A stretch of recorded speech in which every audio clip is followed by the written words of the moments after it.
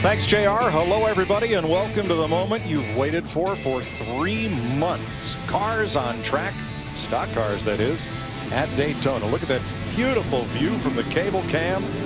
17 of the 19 entries are lined up and ready to go for new practice for a race with a new name, the Sprint Unlimited. Formerly the Bud Shootout, originally the Busch Clash, the race that pits pole winners and past winners of the shootout who attempted to compete last year against each other in a mad dash in which the fans decide the format and lots more. It's a beautiful day here in Daytona after 2 days of solid rain. We got a good bit of sunshine today. Temperature's been in the mid-60s, a light breeze, and partly cloudy, about half clouds, half sun today. So welcome. I'm Mike Joy with Darrell Waltrip and Larry McReynolds as the first car hits the track. Jimmy Johnson all by himself, and a snarling pack comes off pit road at the other end of the speedway. Mr. Lonely right there. Every time we come down here, the last couple of years anyway, Chad Canals has elected to keep Jimmy out of the fray. Kind of runs along by himself. I don't know what they can learn this afternoon trying that kind of strategy. We'll see if he gets up there and gets amongst them or not. So here's an 11-car train, Larry, getting their first taste of the asphalt. They all went through inspection. And these cars, not the same cars they'll run in the Daytona 500, but very similarly configured, get their first turn at the Speedway. Yeah, because there's no qualifying for this race. There's a fan selection, a fan vote, which we'll talk about a little later on in the show. So you have a 1-hour session and a 45-minute session to get your car ready to race. And that's the reason these 11 drivers, they're out there in a big pack. Yeah, and right now, these guys are going to be so cautious. They don't want to tear up anything today in practice. There's not a lot of backup cars. These guys want to kind of take care of this car. They don't want to lose one today in practice and then maybe take a chance on losing one tomorrow in the race. So I don't know if they're going to, how aggressive we're going to get here. We'll see. And the reason they have to be so careful is these cars are of a brand new design. NASCAR calls it Generation 6. All new Ford Fusions, Toyota Camrys, and something Chevrolet calls the SS. And in the rush to finalize specs and get parts approved, there just aren't a lot of these cars built on the ground and available to bring here to compete. I know this will change, but this gap that we see between these cars as they run along here in a straight line is something that these guys have told me that they can't quite figure out with this car. They can't seem to close that little gap that ends up about 3 to 4 feet. All right, let's check downstairs in the Sprint Cup garage area. Steve Burns. Thank you very much, Mike Joy. Great to be back with you guys. Hey, in a career where Jeff Gordon has put up some amazing numbers, some of the biggest numbers right here, he is running his 20th consecutive Sprint Unlimited All-Star race. He's won twice, including 1994, his earliest win. You were talking about the cars. Things have gone full circle for Jeff Gordon. The contours on these cars, the noses, the lines, everything is different for all these drivers, including Jeff Gordon. Matt? Steve, that's why Dale Earnhardt Jr. comes back to Daytona with renewed enthusiasm and even higher expectations due to that new Gen 6 Chevy that he's going to be competing in 2013. Jr. thinks now with this race car, pack racing here at Daytona will once again be the norm, not the exception. But the biggest thing he wants to continue, the chemistry between himself and Steve Letarte, his crew chief, that they achieved in 2012. He really thinks this former Unlimited winner could score another big trophy. But Mike Joy, there's so many new driver and crew chief combinations. They all want to mirror what Letarte and Jr. achieved last year. Yeah, we'll explore those as we go through this practice and the one to follow live on Speed this afternoon. That's the biggest pack right there, 11 cars strong, working a double file draft out of turn number 2. The Speedway is open and Sprint Unlimited practice is underway with Kevin Harvick, Tony Stewart, and Dale Earnhardt Jr.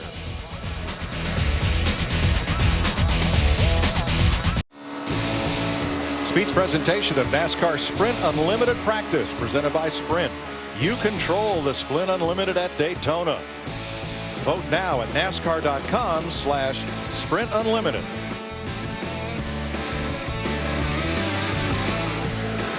Everybody has been on track for practice with the exception of the number 32 of Terry Labonte. That's 18 out of 19 cars. 3 other drivers are eligible by either winning a pole or being a past winner. That in a moment. Harvick right now leads the speed parade with Eric Almirola and Paulo Montoya, a Chevy, a Ford, and a Chevy atop the list. As Terry Labonte pulls out, that means every car will have made some practice laps, and the 3 drivers who did not pick up a ride for this race that are eligible: A.J. Allmendinger, Ken Schrader, and Bill Elliott. And I think if we see a pack of drivers get lined up catching another pack, you'll see these speeds creep up very close to, if not go over, 200 miles per hour. Yeah, we would expect this car, you know, it's got a little less rear spoiler on it, which would help the downforce and take a little downforce away, help the drag down the straightaway. You would expect these cars to be a little bit quicker once these guys kind of get comfortable. I think they're still looking for a comfort zone with this car. I'm not sure they're there yet. You know, when I watched this pack of cars right here, I was anxious to see if this was going to be the case, but at the front of this pack, we've seen the 3 Joe Gibbs drivers. Of course, Matt Kenseth now in the 20. You see Denny Hamlin in the 11, Kyle Busch in the 18. They showed a lot of speed down here at the test in single car runs and drafting, and right now they seem to be able to, for the most part, stay at the front of this pack. Yeah, Kyle Busch has been actually leading this crowd pretty much ever since they get started to hit the racetrack. Looking from Denny Hamlin back at the pack. Somebody had to decide the race format for this race, and why should Mike Helton, John Darby, and Robin Pemberton have all the fun? Sprint put it in the hands of the fans, and there is the voting result by a 2-to-1 margin. A 20-lap final segment. I was a bit surprised by this, but 30, 25, and 20 laps are the way the 3 segments will play out. Now, you can still vote. There is a mandatory pit stop unless you vote not to. It could be a 2 or a 4 tire stop. You folks will decide. Will cars be eliminated at the end of the 2nd segment from the race? You get to vote on that. And there are also, in a little bit of whimsy, 3 choices of which fire suit Miss Sprint Cup will wear in Victory Lane. To vote, go to NASCAR.com/SprintUnlimited, or each vote from the NASCAR Mobile 13 app on your smartphone counts twice. So, as they say, vote early and vote often. There's a lot to be decided. And one thing that only the fans who are here tomorrow will decide is the starting lineup. They have 3 choices to make there as well. These guys are look like discussing choices right now. Oh, trouble. Oh, there we go. A bunch of cars. Kurt Busch hard in the wall. Mark Martin in the 55. Gets hit by Montoya. Then gets Joey Logano was the first car sideways, and it was as a result of contact. So Logano, Busch, Mark Martin all received damage. Perhaps Carl Edwards as he pulls in. We'll have to check on that. There's the Furniture Row Chevrolet. 78 car there's torn up pretty good. Logano got into him coming across. Watch the yellow car of Logano, and let's see how this gets started. That's actually Matt Kenseth. I'm sorry, yes, you're right. in the 20 car. Yes. Came right down in front of the 78 and made contact, and it's on from there. That's what happens with these guys when you run in a pack. If something happens up the front, you're going to get in it. Looked like Carl Edwards in the 99 there. Montoya got a good bit of damage as well, and yes, it is the 20 of Matt Kenseth.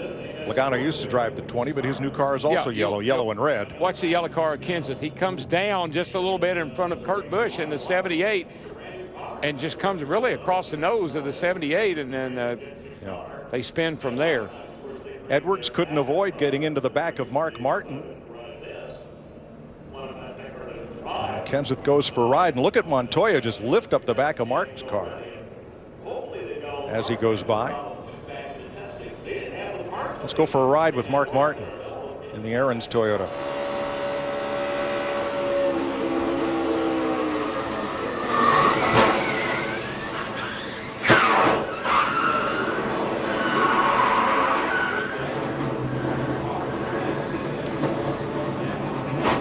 Carl Edwards in the 99. Half back to the 42 and 29. Watch the 20. Easy, easy, easy, easy, easy. Stay straight, stay straight. Tell you, Kevin Harvick threaded the needle and really got through there. Let's have a look at our new Fox cable cam.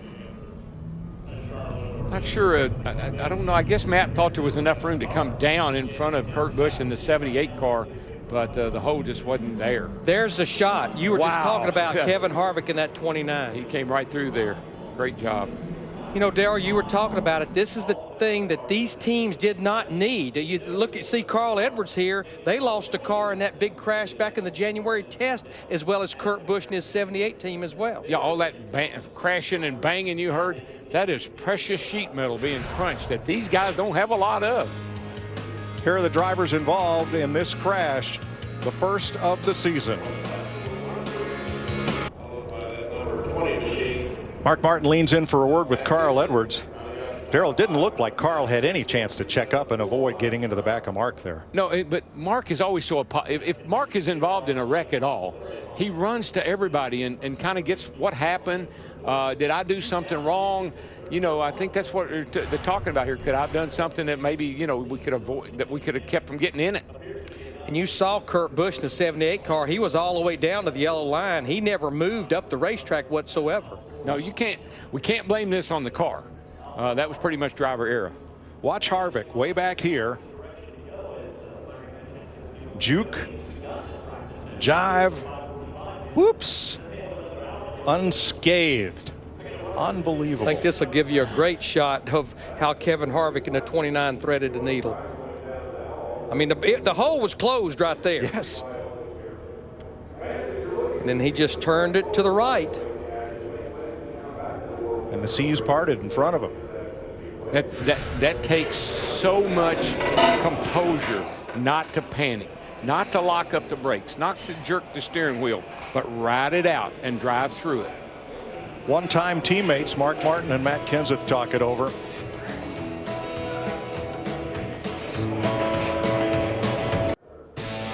Welcome back to Daytona. This is the Kevin Harvick ride-along program.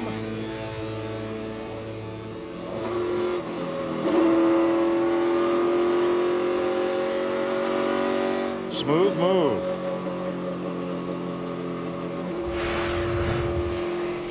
We're 1 month removed from the two-day test down here at Daytona, which was the first time that anybody got a crack at Daytona in drafting conditions. And here is what happened on the back straightaway.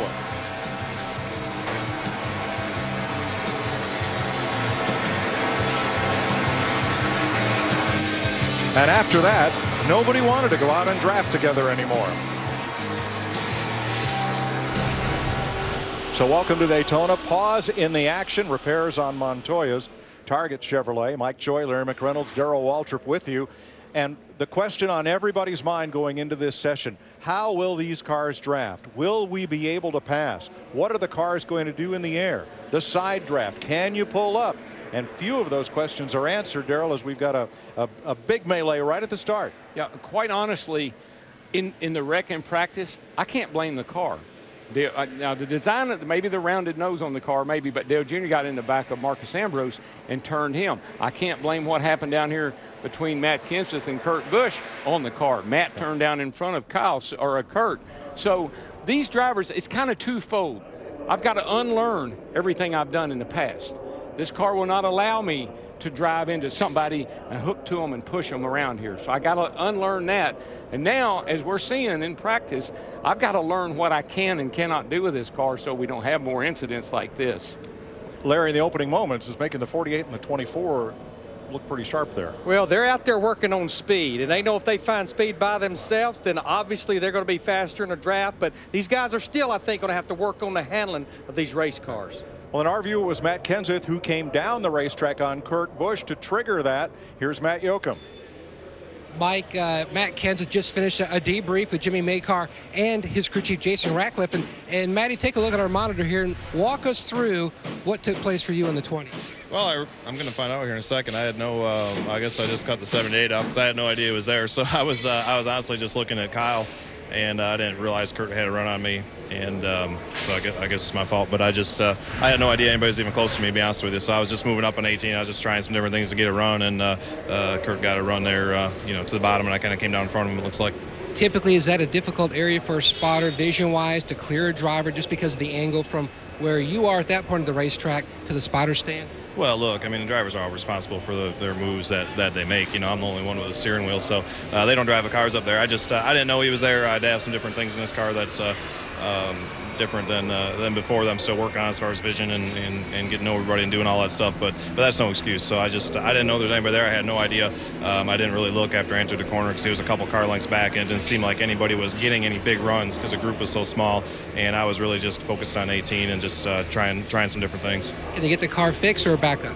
They said they're going to fix it. It doesn't look like it's tore up too bad. Thanks, Matty. Steve? And with Carl Edwards, Matt Kenseth said he just did not see the 78 out there. We're going to take another look at the replay. This is such a tough way to start your season. Tell us what you saw. I didn't see anything. I should have been listening to my spotter, Jason Hedleski, because he said, watch him, about 2 seconds before this was going to happen. So I got the best spotter in the business up there in Jason, and I just didn't step on the brakes early enough. I don't know exactly. Matt probably had no clue that that Regan was underneath him. But the silver lining in this for us, here's what. Right now, Jason's going, watch him, and that one little beat, and I hit Mark, and I thought I was cleared, and then you don't see Smith in front of me there. He was sideways in the wall, and very frustrating. But I guess it's 2 cars. We've only tested and practiced, and the silver lining for us, I told Jimmy, I said last year we came down here, we sat on the pole for the 500, everything was going smooth, and our year went terribly, so we're hoping this is all the bad luck. Carl, there's a lot of damage to this race car. Will you have to go to a backup? And the other issue is it's been hard for these guys to get race cars built. It's very hard for these guys to get race cars built. Our guys, I feel like we have the best fab guys in the business. They work hard. They put out a lot of cars that are really nice. And they've already been down here and said, hey, we can fix this. We can make this car like it was. And Jimmy said, don't worry about it. We've got a backup car, so we're going to bring the backup car over. Send this one back to Charlotte. They'll get it ready, and it'll be a backup. But feel bad for my guys. They put so much work into these cars to wreck them in practice, Thanks for your time, Carl. Thanks, Steve. We apologize for Matt Kenseth's language. His upset is understandable. Some of the language, though, is not excusable. And we're all still learning who's in these cars as the new season dawns. Thursday, see all of NASCAR's biggest stars in the 2 white-knuckle races that set the field for the 500. 2 big events with a new name, the Budweiser Duel at Daytona. Thursday, 2 p.m. Eastern, live right here on Speed. Budweiser Speed Weeks opens with a bang. A pileup coming off turn number 4. Matt Kenseth coming down track into Kurt Busch. And other cars sustaining a good bit of damage. See, those are looks of confusion and a little bit perplexed.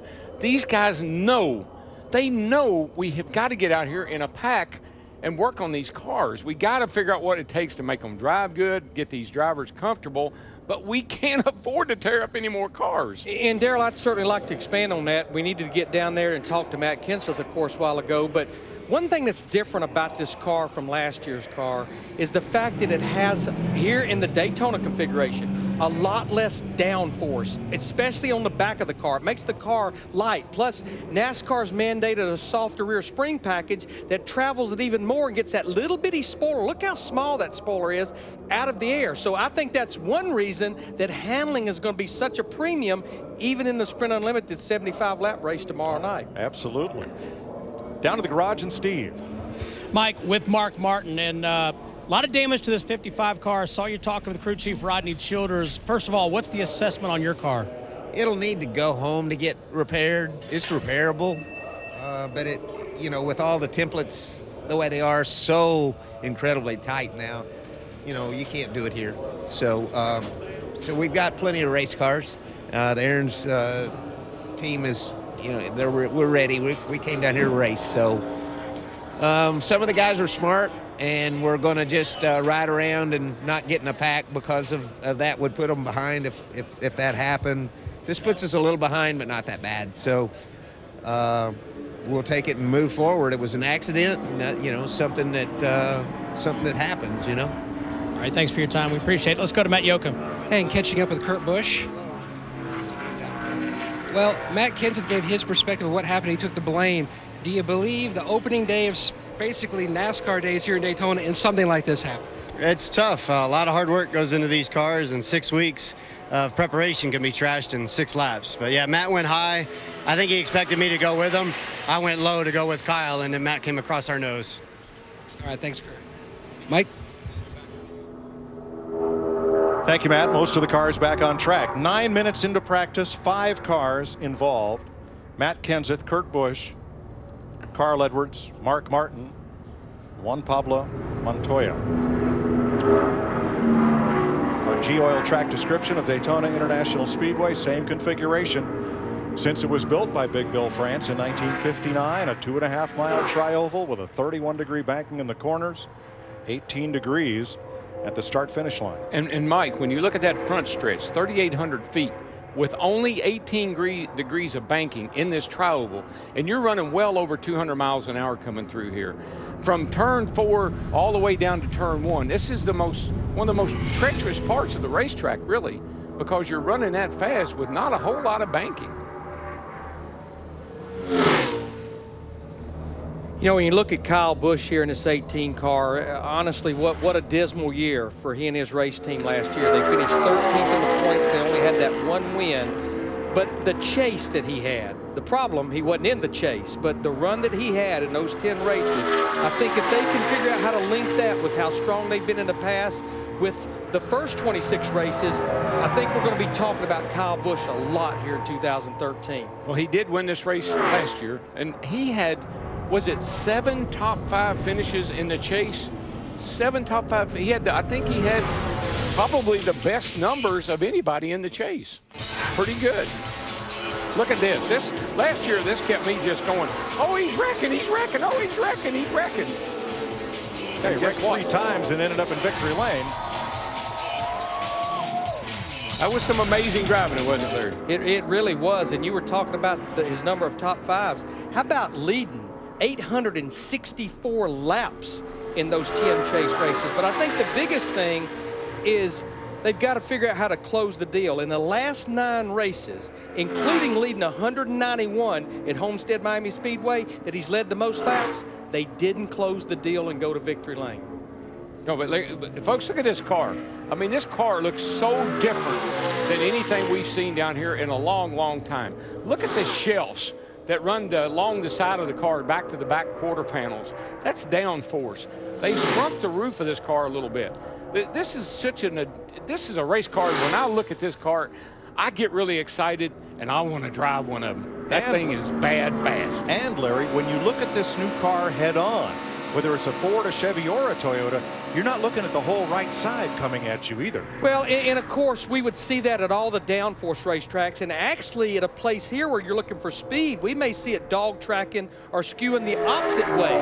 But a lot of rule changes during the off season. We're not going to see that this year. NASCAR, they've tried to make it where the teams are going to have to work on more mechanical grip, getting those 4 tires to grip the racetrack versus doing it with aero. And the front ends on these cars are beautiful. They have fender flares. I mean, that makes a lot of downforce. The nose of the car is so clean, and the way the air flows over this car with the sucker ducts that they've allowed these guys to put in the side windows now. There are a lot of things about this car that we have complained about other cars for years. They did a lot of homework when they put this thing together, and they have corrected a lot of our problems. And the shape of this new Chevrolet is a bit of an enigma. It is called the SS, not the Monte Carlo SS, or it's just the SS. It is a cousin of the Holden Commodore from Australia. And the street version, not only is it not in Chevrolet showrooms, nobody's seen it. That will all change here this weekend. Chevrolet will introduce the SS officially to the public, and it'll be on sale later this year. Of course, the new Ford Fusion has been in the showrooms for some time, and Toyota has redesigned the Camry. What I like about the car, it has character, Lance. It has character. Imagine that. Speed's presentation of NASCAR Sprint Unlimited practice is presented by Sprint. You control the Sprint Unlimited at Daytona. Vote now at NASCAR.com/Sprint Unlimited.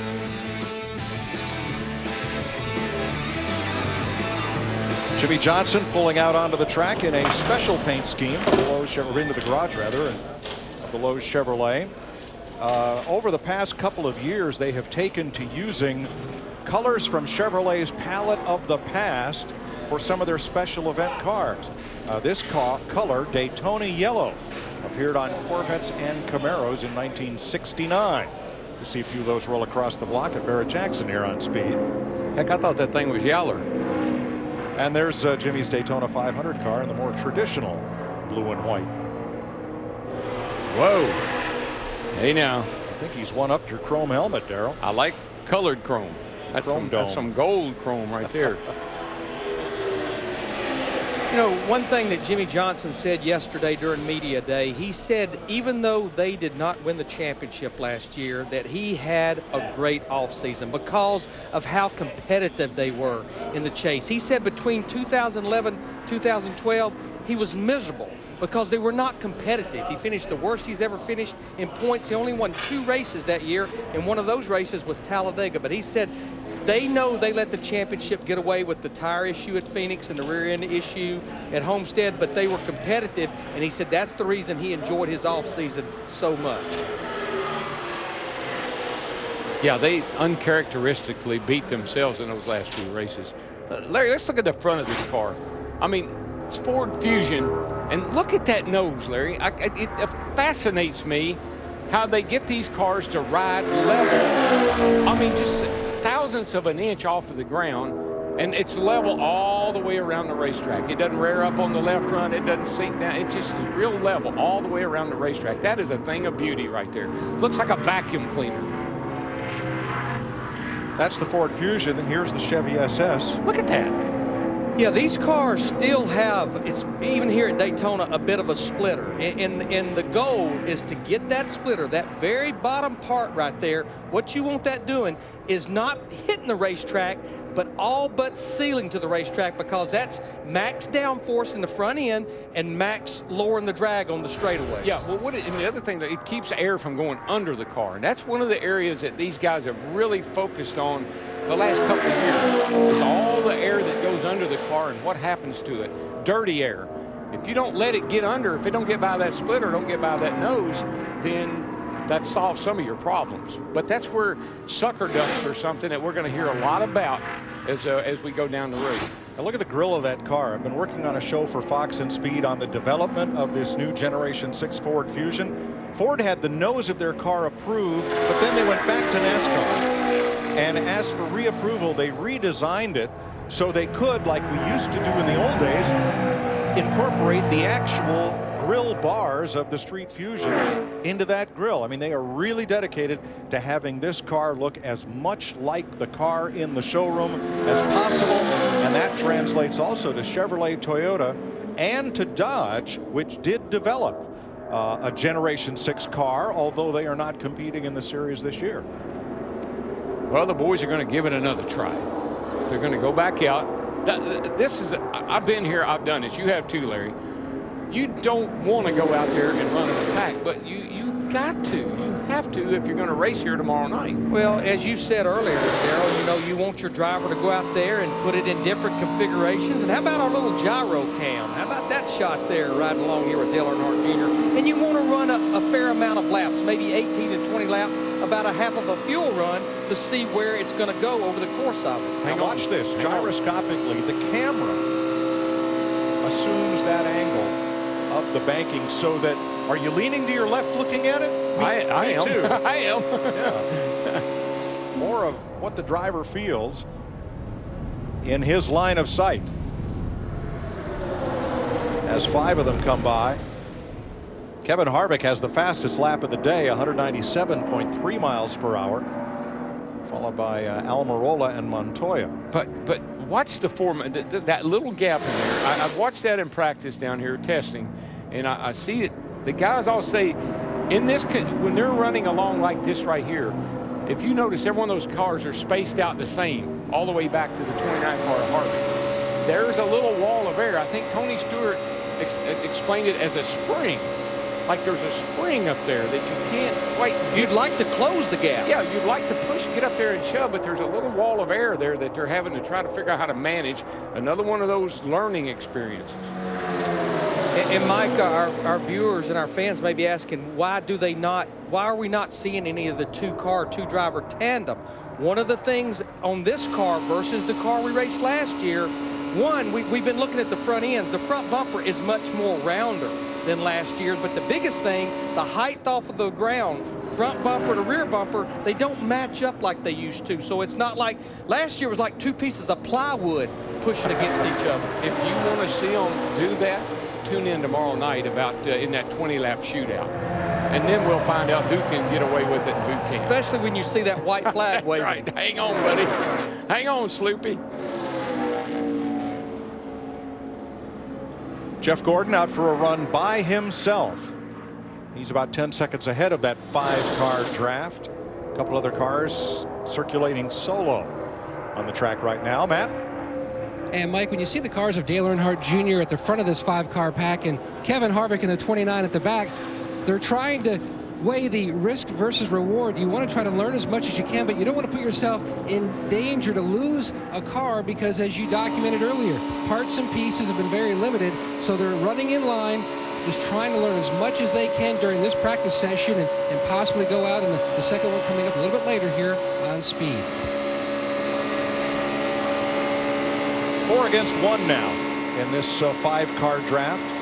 One car gets up high all by himself. That's Dale Jr. And gets pretty well freight trained by the foursome.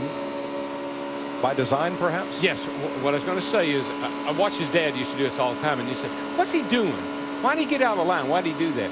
It's another one of those. You want to see how these cars side draft.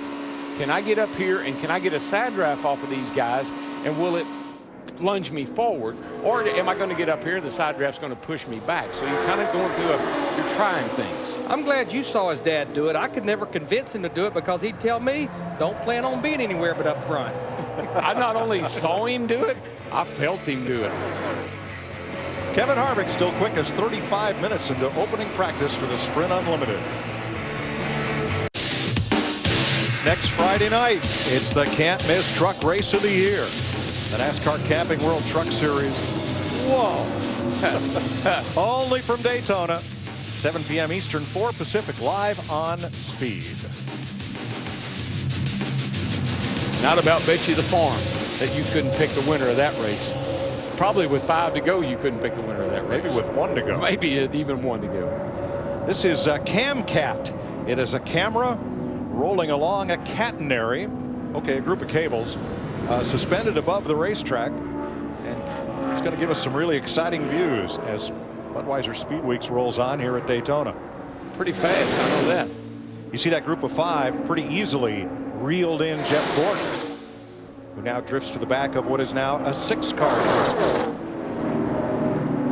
Larry, I just don't know how these guys, I know tomorrow night it's going to be cold here. It's going to be pretty chilly out here tomorrow night. I don't know how, unless they can get out here in a little bit bigger group and move around, I don't know how they're even going to know how much tape to put on the grill. Well, you can't put tape. Your grill opening is mandated. It's 20 inches wide by 2 inches tall for every manufacturer, every driver. There you see it right above the Fusion on Greg Biffle's car there. A little bitty slot. Speeds up on the Fox box. A couple of cars up in that 197 range now. Biffle up high. Casey Kane drops low with Truex, Harvick, and Earnhardt. Well, we saw Biffle down here in testing. Did an amazing job of keeping from wrecking his car when they were in a big group of a big pack. He came off turn 4. The back end came around, and I thought he was out of here, but he was able to corral that thing up and drive it to the garage. Harvick's dropped off as Biffle is up there on the high side, slotting in line 3rd ahead of Earnhardt. They've got Tony Stewart about 8 seconds ahead of them.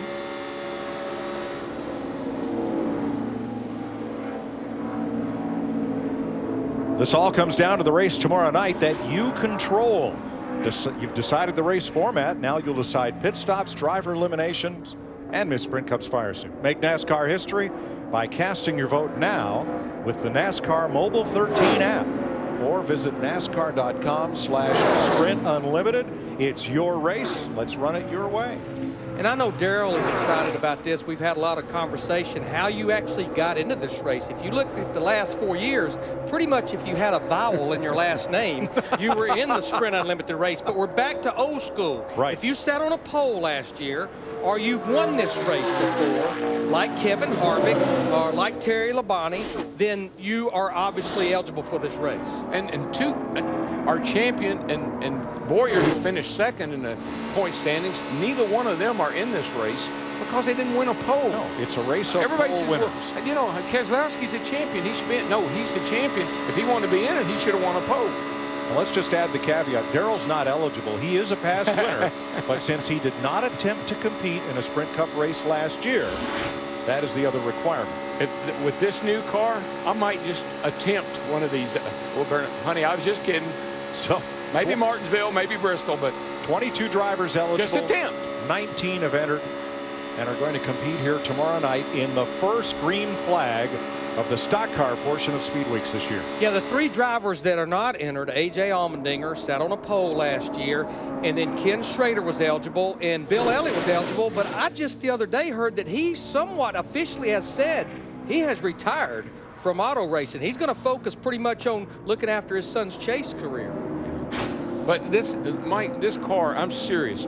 When I look at this car, when I walk up to this race car, it's exciting to look at. It's really something, and even someone like me said, man, I'd like to drive that thing a few laps. We could arrange that. I'm sure you can. 9 minutes into this practice session, 5 cars piled up coming out of turn number 4. And those that did not are out on track continuing this practice. Speed's presentation of NASCAR Sprint Unlimited Practice is presented by Sprint. You control the Sprint Unlimited at Daytona. Vote now at NASCAR.com/SprintUnlimited. 3 drivers have gone to backup cars as a result of the crash 9 minutes into this practice session. Mark Martin, Kurt Busch, and Carl Edwards are in backup cars. There's owner Chip Ganassi with Jamie McMurray and Juan Montoya, who was involved in that crash. They are repairing his Chevrolet.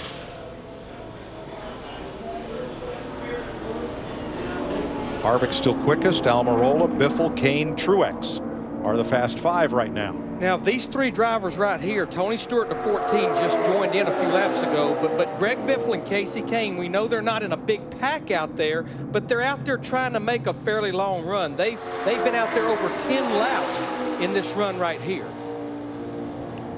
There is most laps run. You saw Harvick just went to the garage after putting up the fastest lap of the session so far. 5 drivers over 197 miles an hour. And this is in race trim. You know, in race trim, obviously they're drafting each other, but those are some high speeds when you think about just the limited number of cars we've had in a pack. I'm pretty sure tomorrow night we're going to see speeds at least 200 miles an hour. And you won't see any single car runs in these practices tonight because there is no qualifying for this event. The fans that are on site tomorrow to attend the race have 3 choices of how to set the starting lineup. Points from last year, order in which they qualified, order in which they won a pole to get into this event, or number of career wins. And they won't know that until it's just, I think, maybe an hour and a half or so actually before the drop of the green flag of the race tomorrow night. I kind of like it, really. You know, when you get ready to push them out on the line, okay, you go here, you go there, you go back there. And the decision of the fans on how the starting lineup will be set will be announced on race day prior to our telecast of the Sprint Unlimited. You know, I know there was a little bit of a debate even amongst ourselves as far as the format they chose as segments. One reason I like the fact that they went with the 30-lap first segment is if they'd have went with that 40-lap first segment, to be quite honest, it was going to put them a borderline in making that full first segment on fuel. So I don't want this race to be fuel strategy or any of those things, and that's one reason I like the segments that they've chosen.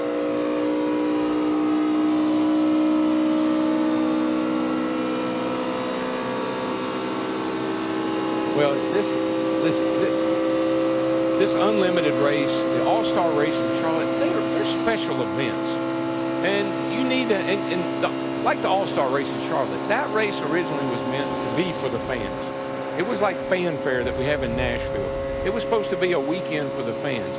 This race really and truly is, with what Sprint is doing, has turned it into a fanfare event.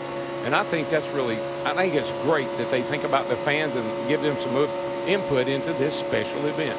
I love some of the new tricks that NASCAR on Fox and Speed have come up with.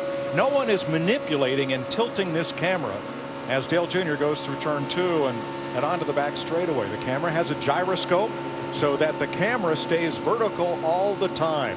And as that car, you'll see it slam up into that 31-degree banking in turn 3. The camera's vertical, nothing else is. And when you're sitting over here where over on the left side where the driver is, he can see very little. I mean, he can only see out just the corner of the windshield.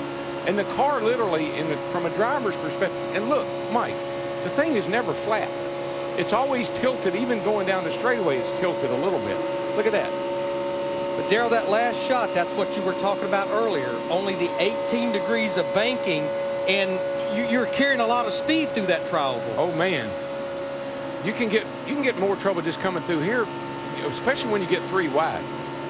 But to me, I mean, I've been in the sport 30-something years, and this shot right here gives me the first perspective of just the banking, the 31 degrees of banking in the corner. And see how quickly that's how it feels in the car. You're going down the straightaway. When you get to the turn, it doesn't just gradually load up. It loads up all at once. It's a pretty neat look from Dale Earnhardt Jr. there. And when it's doing that, Mike, it's literally pushing you into the seat. We've had shots of drivers over their head before. And on the straightaway, you'd see the driver come up out of the seat just a teeny bit. Then in the corner, you'd see him compress down in the seat. What do you figure you're pulling here? 2.5, 3 Gs? Good question. I don't know. We'll endeavor to find out. Practice is complete. They'll have the opportunity to work on these cars, and then we'll be back with practice round 2. 5 drivers over 197 miles per hour. 2 Chevys, 2 Fords, 1 Toyota. 19 cars entered. That's how many practice. Note that Jimmy Johnson only made single car runs. That's a good reason why his speeds are so much slower. Steve? Yeah, thanks, Mike, with Kyle Busch. And Kyle, you guys, it seems like you didn't spend that much time on the racetrack. You and Denny Hamlin, your teammate, in a heavy conversation. What were you guys talking about? We were just kind of talking, debriefing a little bit about what our car was doing out there on the racetrack. You know, things with the M&M's Camry seemed to be pretty good. Unfortunately, I think Matt got caught up in that wreck that we had. So, you know, hopefully it doesn't hurt our fleet too bad. But all in all, you know, I think as soon as we seen one wreck, I think everybody was going to play chicken and not go out much after that. But I think things were good with ours. We ran some laps just to make sure that my qualifying line was right. Just kidding. Thank you, Kyle. Let's go to Matt Yoakum. Steve, 2 big observations from Kevin Harvick's Bud Ream Chevy. The car looks great on the racetrack. And Billy O'Day, your spotter, mid-season form, helping you get through that early crash. Yeah, he did a great job. Our Budweiser Chevy was right in the middle of the hornet's nest there, and we were able to make it through the wreck. So got a little bit of work to do, working on some corner speed right now. That's kind of where we're getting beat and pulling up. So got a little bit of work to do, and the only way to do it is get out there in the middle of cars. We've got another practice session coming up. Mike? Thank you, Matt. The debriefing goes on, and the cars will go up on jack stands, and work will continue.